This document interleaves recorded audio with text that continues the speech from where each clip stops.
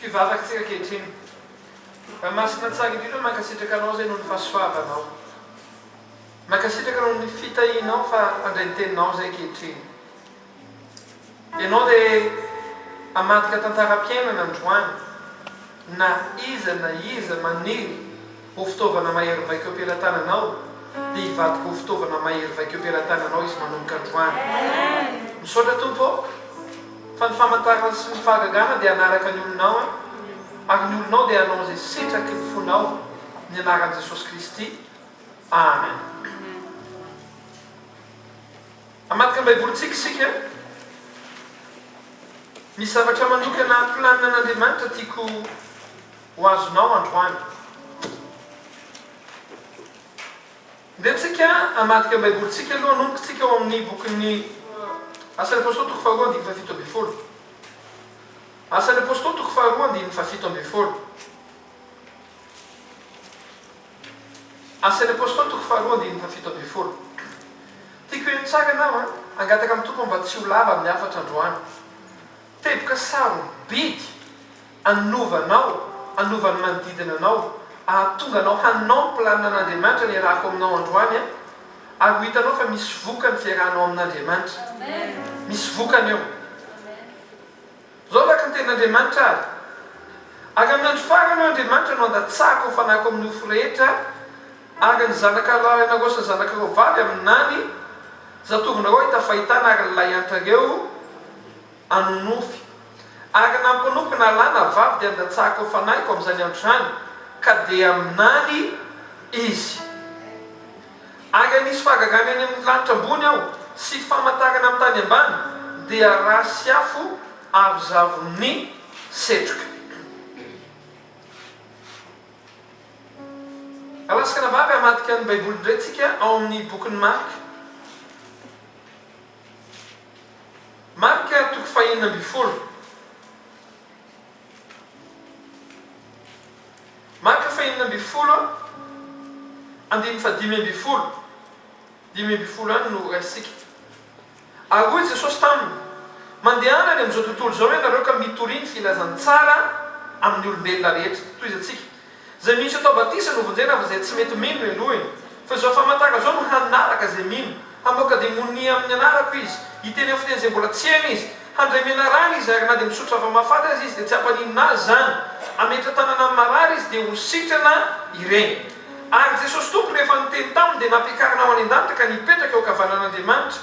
Fa izy ireo kosa dia lasaka nitoriteniteny amin'ny tontolo eny ary ny tompo niara niasa taminy ka nanamarina ny teny tamin'ny famantarana izay momba azy. Amen. Fa izy ireo kosa dia lasaka nitoriteniteny eny tontolo eny ary ny tompo niara niasa taminy ka nanamarina ny teny tamin'ny famantarana izay momba azy. Misy zavatra mila mazava amintsika kristianina.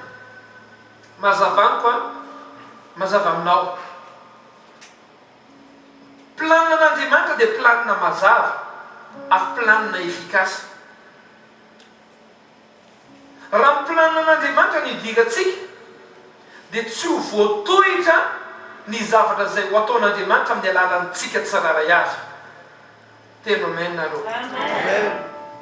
Inona ilay planina an'Andriamanitra? Zaraiko aminao tsotra ilay izy. Mialohan'ny fiavian'i Kristy, aveko fa ny lohany. Mialohan'ny fiavian'i Kristy na fiverenan'i Kristy dia tsy maintsy isy fifohazam-panagoavana eto amin'izao tontolo izao. Amin'ny andro farany ho izy no andatsahako fanahiko amin'ny olona rehetra. Zany hoe misy planina an'Andriamanitra izay efa vita faminan'iny hoe amin'ny andro farany ho alatsako fanahiko amin'ny olona rehetra dia isy fifohazam-panagoavana be maneran-tany. Amen. Inona zavatra tiantsika atongavana androany? Ny fahamarinana, ny fantaniana dia izao. Amin'ilay fifohazam-panavy anisan'ilay andray anjara goavana ve ianao? Ahoana ny ahafahanao mandray anjara amin'ilay fifohazam-panahy? Raha dinihana ny baiboly dia izao. tsy mifidy olona le fifoazam-panahy. Amin'ny andro farany ozy izy no andatsahako ny fanahy amin'ny bisopy, amin'ny profeta, amin'ny paster. Ny zavatra lazay dia hoe amin'ny olona rehetra. Antaniko eno akaikinao anatin'le rehetra ve ianao e? Amen. Amen. Ao anatin'le rehetra ianao. Ny dikan'izany zany dia izao, raha ao anatin'le rehetra ianao dia afaka ny andray anjara goavana ao anatin'io fifoazam-panahy io ianao. Mariavy ianao, aveko fandroany, afaka ny andray anjara goavana ao anatin'io fifoazam-panahy io ianao. Zaho lasaka nabavika sy lahatra amin'izao. Rehefa mamaky an'ilay marika toko fahina ambin'ny folo tsika dia ny 9:5 dia hoe ary Jesosy tompoko efa niteny taminy dia nampiakarina ho any an-danitra ka nipetraka ao kavan'Andriamanitra, fa izy ireo kosa dia lasaka nitoreny ny tontolo eny ary ny tompo niara niasa taminy ka nanamarina ny teny tamin'ny famantarana izay nomba azy. Rehefa mianao le izy tsika dia ohatrany hoe mifanohy le izy hoe rehefa miakatra ny tompo dia tonga dia lasa tsika rahalahy menina, tonga dia lasa zay ve marina? Tsy zay marina nefa, fa rehefa niakatra Jesosy dia reto mpianatra reto aloha nitokana tao amin'ny efitrano ambony dia niandinina izy ireo, niandy azy nandray ny fanahy masina. Rehefa nandray ny fanahy masina izy dia nandeha teny tontolo teny ary ny tompo niara niasa taminy ka nanamarina ny teny. Zany hoe raha lasaka nabavy raha tsorona ny afatra androany sady farantsora dia izao, ny fanamarinan'Andriamanitra ny teniny amin'ny fiainanao dia tsy maintsy mifamatotra amin'ny fanahy masina. Ny fanahy masina no mahatonga ny tenin'Andriamanitra ho marina eo amin'ny fiainanao. Azonao ve zavatra marako? Tsy misy vokatra zany raha tsy miaraka amin'ny fanahy masina. Aveko farany, tsy misy vokatra raha tsy miaraka amin'ny fanahy masina. Inona ny toy? Tamin'ny herinan'io izay vady resaka manokana an'izay hoe Andriamanitra rehefa anatanteraka tsodrano, anatanteraka faminaniana, anatanteraka ny planina dia mampidina ny fanahy, ary ny fanahy no mahatanteraka ny zavatra rehetra. Rehefa mandray fanahy masina ary ianao dia inona ny tokony ataonao? Inona ny andrasan'Andriamanitra aminao? Inona le fantaniana izay tena ilainao hoe misy zavatra mila miova ny fiainanao manomboka androany? Antaniko eno akaikinao, rehefa midina aminao fanahy masina dia inona ny impactany voalohany? Rehefa mpiasanao izy. Za eto tsy miteny hoe rehefa miasa aminao izy. Rehefa miasa eo amin'ny fiainanao fanahy masina dia mitondra fifoazam-panahy izy, mitondra fibebany izy voalohany, dia mitondra fifoazam-panahy. Ny fanahy masina miasa aminao. Fa rehefa mampiasa anao izy, inona ny ataony? Inona ny ataony voalohany? Rehefa voarainao zay dia nomboka hiova ny zavatra rehetra. Inona ny ataony fanahy masina voalohany? Inona ny ampiasainy ianao voalohany? Eno tsara. Amin'ny andro farany dia misy andro mahaory, mijaly ny olona rehetra. Zavatra be dia be mifamaofao amin'ny fiarahamonina, ny olona tia tena, tia vola, mpanendrikendrika, mpijanganjanga, be dia be ny zavatra ambarany Baiboly momba ny andro farany. Dia rehefa midina amin'ny fanahy masina dia inona zavatra ampanaovanao voalohany? Asan'ny apôstôly 2 ary amin'ny andro farany 7:10 hoy Andriamanitra no andatsahako ny fanahiko amin'ny nofo rehetra ary ny zanak'anareo sy ny zanakareo vavy anao ninona ozy izy? Amin'inona ozy izy? Ary ny mpanompoka 9:20 ary ny mpanompoka nalana vavy dia andatsahako ny fanahiko amin'izany andro zany ka dia aminany izy. Raha lasaka nabavy, ny zavatra ndrasan'Andriamanitra, aleo vaiko ny fomba fiteny azy, ny zavatra ampanaovany fanahy masina ny olony voalohany indrindra. Rehefa olony fanahy masina ianao dia ny zavatra hovainy voalohany dia ny fomba fiteninao. Arakao ve hatreo? Satria goavana loatra ny fanambarana zay zareko aminao androany rehefa mazava aminao ty dia nomboka iova ny fiainanao raha lasaka nambavy na ny bokyny Joely na ny bokyny asan'ny apôstôly dia mizavatra mitovy ny lazainy rehefa midina ny fanahy masina dia ny zavatra ataony manova fomba fiteny izy matetika tsy azon'ny olona le hoe zanaka lana koa sy ny zanaka vavina koa maminany be dehibe ny dikany faminaniny fa ny dikany faminanina resahana eto dia tsotra manomboka hiteny ianao miaraka amin'ny influence ny fanahy masina zay dikany ny antsoina hoe miteniteny foana dia ny olona miteny miampy ny influence ny zavatra mitranga amin'ny fiainana matsika fa tsy azony volantsony tsy ho voafatsony ny efatrano ho voarokotsika raha voazantra fomba fiteninao dia mamono teny ianao ary zany antsony hoe miteniteny foana ny atontin'Andriamanitra amin'ny olony rehetra dia tsotra aoka ny oloko hiteny amin'ny fomba fiteniko ahoana tsara ny andrasan'Andriamanitra aminao zany dia ianao manana fomba fiteny spirituel mazava aminao ve zavatra resako aminao androany ny impact amin'ny fanahy masina amintsika voalohany indrindra dia manova ny lerantsika manisy influence amin'ny fiainantsika ka manomboka miova ny fomba fitenitsika lasa fomba fiteny ny fanjakany lanitra lasa fomba fiteny mampitranga zavatra zao ny zavatra lazainy ary ny tompo dia nanamarina ny teny ny fanahy masina mampitenena zavatra teny spirituel ary rehefa miteny spirituel ako dia ny tompo manamarina ny teniko dia lasa feno famantarana sy fahagagana amin'ny fiainako zay nytika ny andro farany zany raha lasaka nabava fa manina amin'izao vaninandro farany zao fa manina amin'izao vaninandro farany zao tsy misy tsony tsy hoe tsy misy tsony fa vitsikely ny famantarana sy ny fahagagana ny antony dia satria ny olona amin'izao vaninandro farany zao a tsy manana fomba fiteny spirituel ny andrasan'Andriamanitra aminao dia izao hiteny ianao a fomba fiteny ny fanjakany lanitra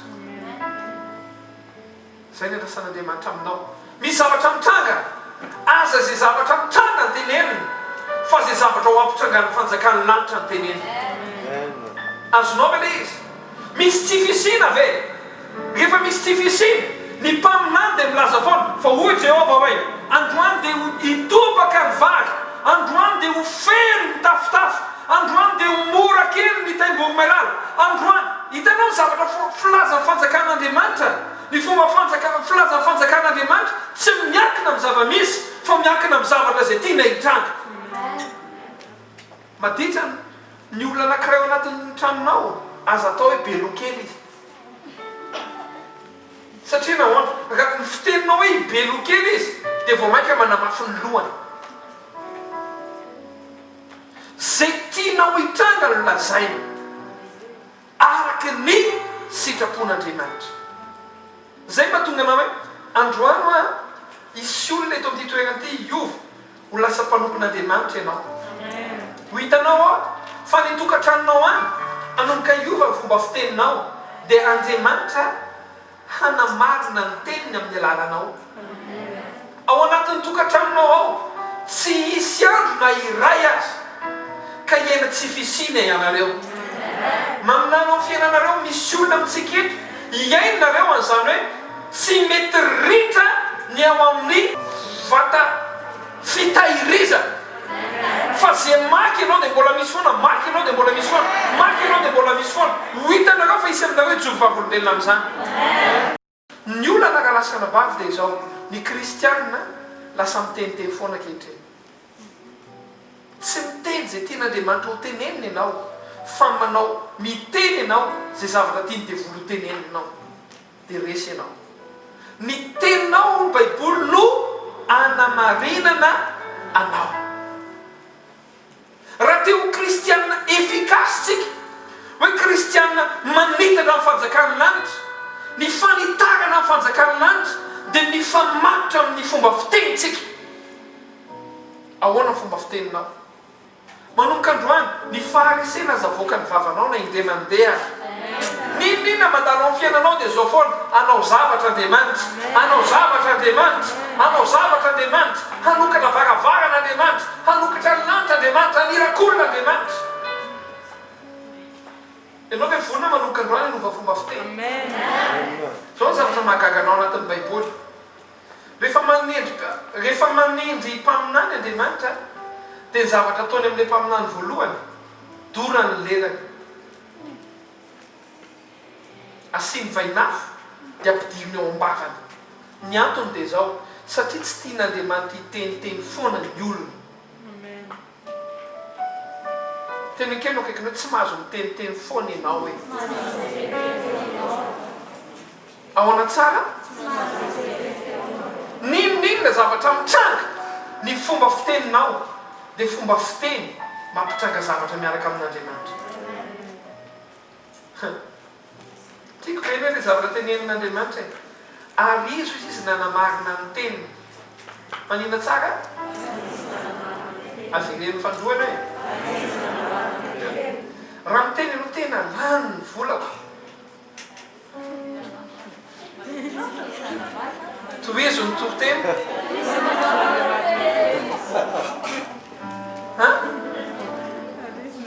Ohatrany manavinavy zany, ohatrany tsy mahazo hoe izy tamintsika reto ny nomboka tamin'izay, ohatrany tsy mahazo aina kely zany, ohatrany manavinavy zany ahako.